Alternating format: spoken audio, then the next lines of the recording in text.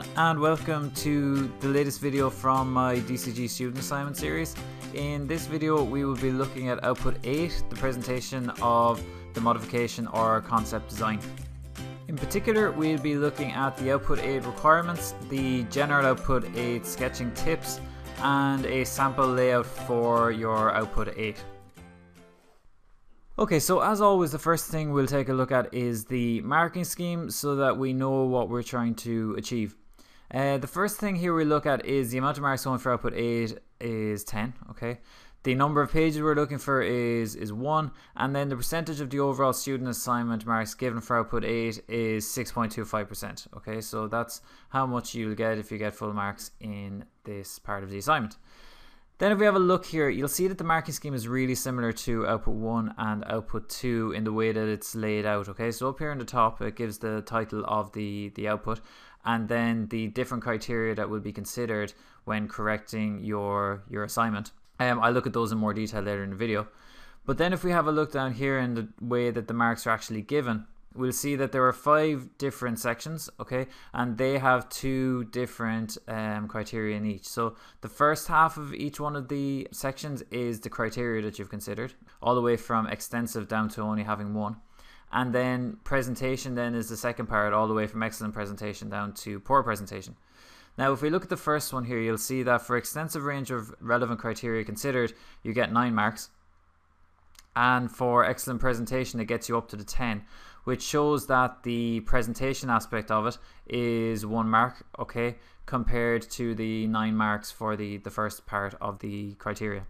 Now it's at this point where Output 8 starts to look really familiar, in that Output 8 is almost exactly the same as Output 3. What we're going to be doing is we're going to be doing a freehand graphical representation of our modification or concept design, which is really similar to doing our freehand graphical representation of the existing artifact, okay? The way that we lay it out and put it onto our sheet and how we talk about it is very similar to Output 3, but there are a few things that we need to change for Output 8 to make sure that we get the full marks for it. The first thing is your freehand graphical representation needs to be a progression from Output 7, okay? So it shouldn't be something that looks completely new and unfamiliar from what you've looked at in Output 7, because in Output 7 you've been looking at how exactly you're going to design this modification or concept design. What comes up here should be a progression from that. When it comes to that representation, we need to look at proportion, we need to look at the form, and we need to look at the use of tone or line for effective rendering, okay, which is exactly the same as in Output 3, okay? So it's the quality of the sketching and how it looks in comparison to what your design would look like in the real world. The second thing then is we want to show detailed communication of the modified or concept design features. This is more important than in Output 3 because this is the only place we're going to get a chance to show off this design in exactly the way that you want to. You will be showing it in Output 9 in terms of working drawings and in terms of photo view 360 views, but in this one we can show off arrows to show any movement. We can look at it from the basic shapes involved in the object or just the concepts that we were looking at to try to make it work. So this is a really important output because it'll really give a real idea of what's going on in your concept design. Then we need the excellent layout and presentation as we always do, okay? So making sure that we've really thought about how we're going to lay it out so that we can tell the story and explain our design in the best way possible for somebody to read through it. Okay, so let's take a closer look at what is actually required in Output 8. Now there are 3 views that we need to make sure are on the page. The first one is a large 3D image. This large 3D image is the most important one on the page because it is the largest sketch and it's also going to show off an awful lot about your design, okay? That needs to be rendered and it needs to be in a pictorial view, okay? So an isometric or diametric or trimetric. Then the second one then is a movement view. Okay, now a movement view is one where you have arrows showing exactly how your artifact moves. So here's just an example of it, where the student was showing that this spins around, okay, the screw spins around, which turns through a hydraulic tube all the way up to a gear, okay? Then that gear then spins a smaller gear, and you'll see here that that's explained all the way through, okay, in text.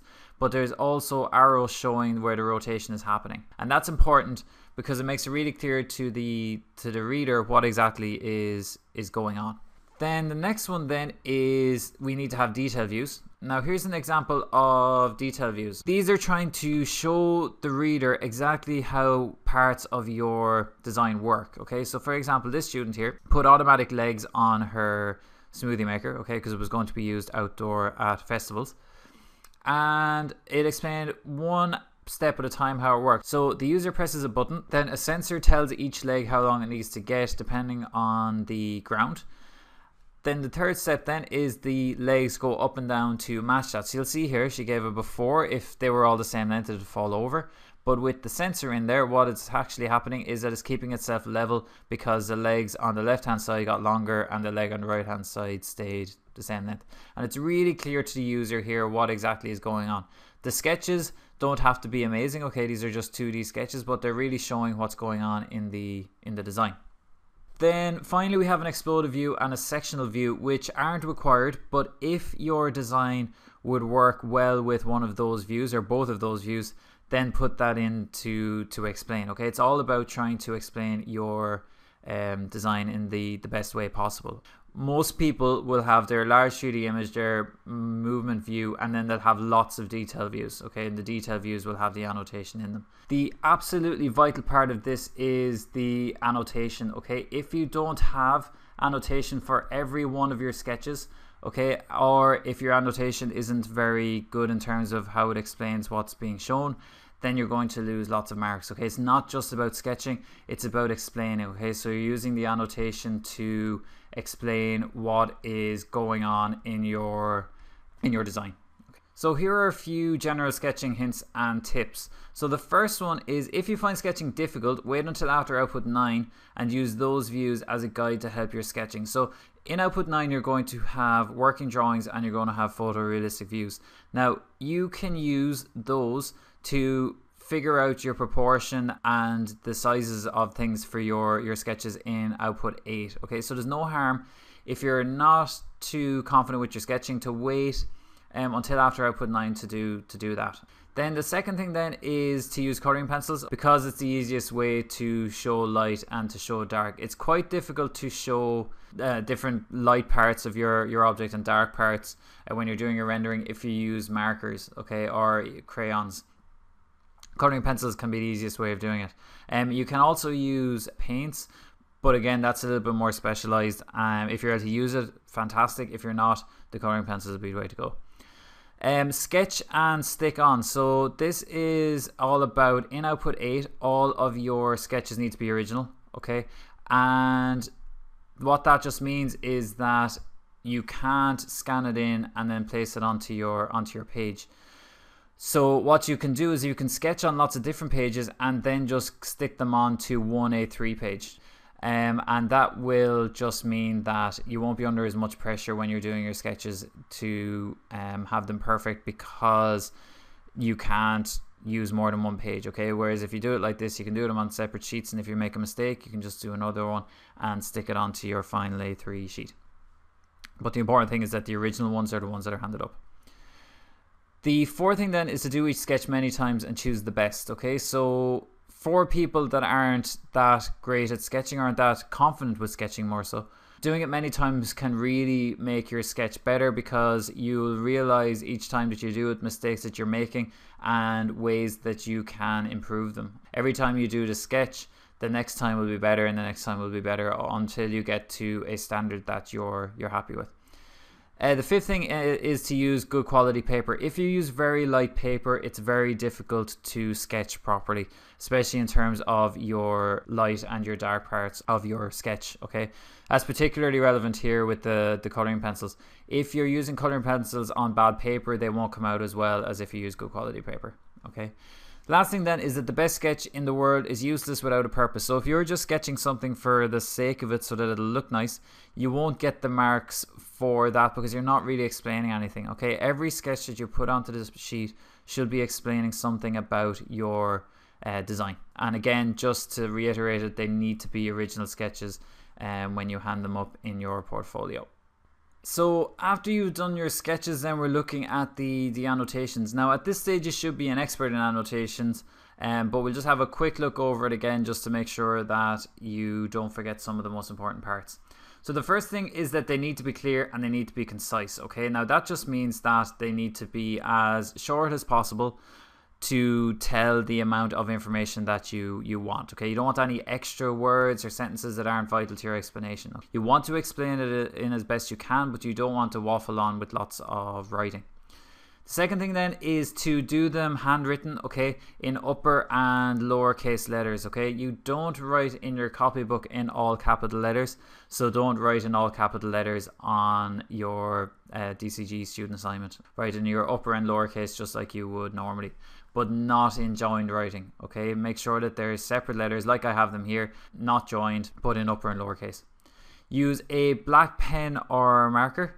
That is just because a pencil is not great when it's scanned and when you put it onto your disk, okay? But it's also that a black pen or a marker is the clearest thing for somebody to read when they read your student assignment, okay? And what you're trying to do always is to make it as easy for somebody to read your student assignment as possible. Then annotation should always be very close to the sketch. So you shouldn't have an annotation in the top left hand side of your sheet when your sketch is down in the bottom left, because it's not clear to the person where it's coming from. You don't want to have an arrow from an annotation going to a sketch. So if you have it directly beside it, the person will know from looking at your sketch and your annotations which one is belong to which. Then the final question then is, if you give your output 8 to someone who's never seen your artifact before, your design, will they understand how it works by looking only at your sketches and annotations? Okay, so that's the real thing that we're trying to do here. Okay, you're trying to make sure that whoever is reading your student assignment can understand what's going on with your design from just looking at your output 8. Okay, that's absolutely vital. You don't want to leave anything out that is important to your design, because you'll lose marks for that. Here's just an example layout for your output 8. Okay, the first thing is you're going to have a large 3D sketch. Now that should take up a lot of room because that's the most important sketch in terms of showing off your sketching ability. So that gets a big part of the page. It should be of the entire artifact and it must be rendered. Okay, so it should look realistic. Then the other 4 here is an example of a way you could lay it out. These could be in any different order or any different size. But what I have here is an exploded or a detail view. If your artifact is well explained with an exploded view, put that one in. If you want to put a big detail view here, maybe with a couple of steps as to how something works, that could go in here either. Then you could have a detail view, a movement view, and a detail view down here, okay? It's important that you have, as I said earlier, one detail view, one movement view, and one large sketch. And after that, then it's up to yourself how many of each you put in and whether or not you put in an exploded view and a sectional view. So that brings us to the end of this video on output 8. I hope you enjoyed it and that you will be able to use the information I gave to you in it to do a really good job with your output 8. If you enjoyed it, please leave a comment below and subscribe to the DCGist to be the first to see any new videos. You can also follow me on Twitter at the DCGist or on facebook.com/the DCGist. Best of luck with your output 8 and I'll see you later.